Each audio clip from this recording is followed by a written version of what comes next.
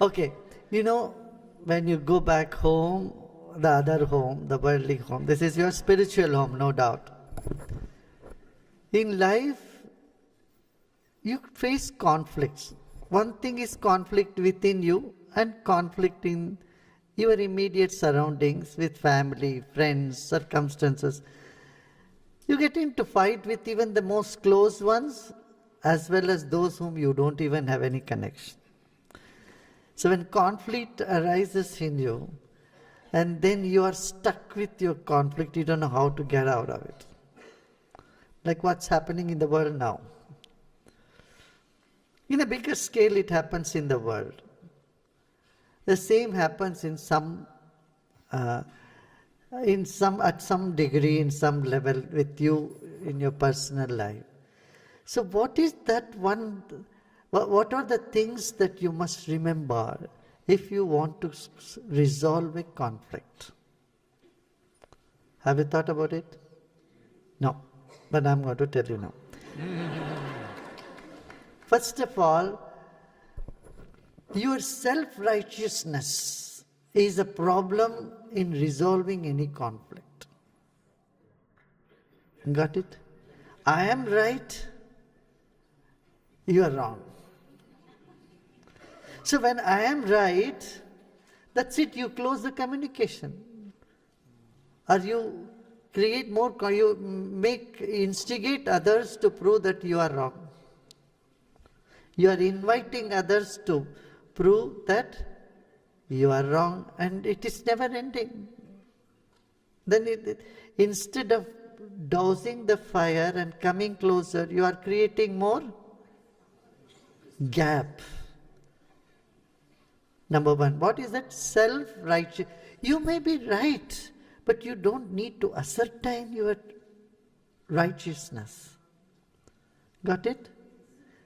Because that will make the communication break down, number one. Second is putting defense. This is the second worst thing that you do. You put on defense. And you force other to come up with a defense. When you point finger towards the other, accuse them, what they come up with is a defense. And you don't know how to break the defense, and then the argument starts. You, ma'am, you did it, I did this, you did this, I did this. And it's not going to improve your communication, it's not going to lead you anywhere, because everyone wants to be right and they want to defend themselves. Got it? So how many of you in your conversation compel other to come up with a defense? Now, I want you to examine this. Think about it.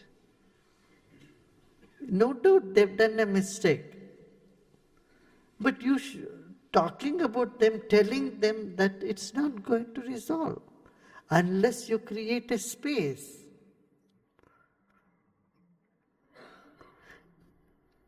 Do you see what I'm saying? I say, listen, when the person knows you care for them and you accept them however they are, they become open. Then they're listening to you.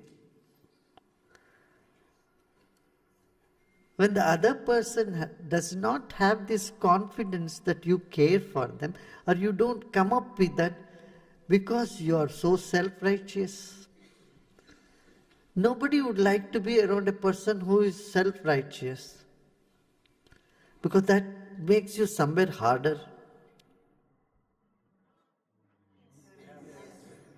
Got it? The harder you are, people want to stay away from you. Yeah? And some type or a certain particular type of people will be around you. Weak people would like strong people. But strong, if there is a strong person, they cannot tolerate another strong person. But when you are centered, whether a person is weak or strong, everyone comes around you.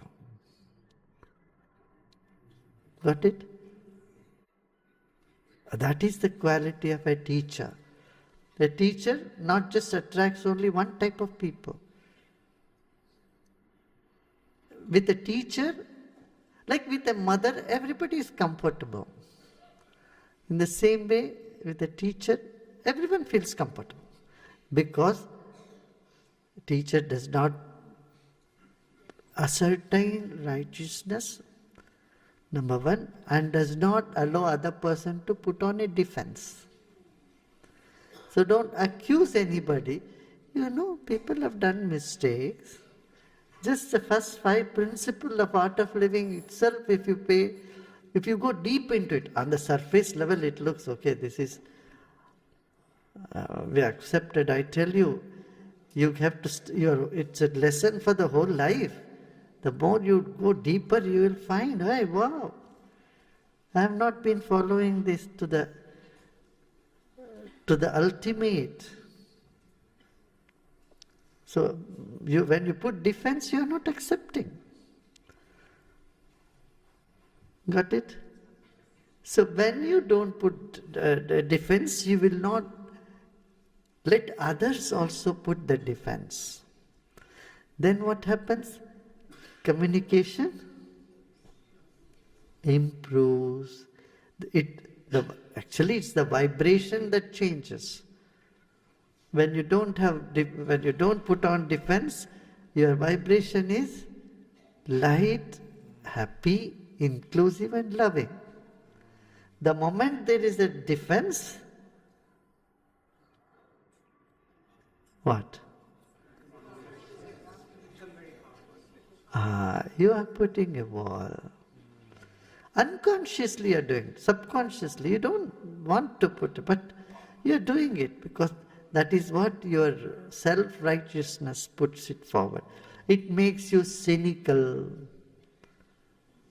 Self-righteousness, you pass sarcastic comments. Because inside you there will be little anger. Self-righteousness always brings some anger. You may try to suppress it, but it shows up in your words, in your actions sometimes. You know, to be sarcastic with fun and in a lighter mood is different than to be sarcastic with a little anger in it. Do you see the difference? How many of you see the difference? You make fun of anybody without making fun. Someone has to be an object of making fun. Otherwise, there is no fun at all. But when you make fun of somebody, there is no such there is no harshness or bitterness or anger behind that. A little bit of anger people can smell that, right?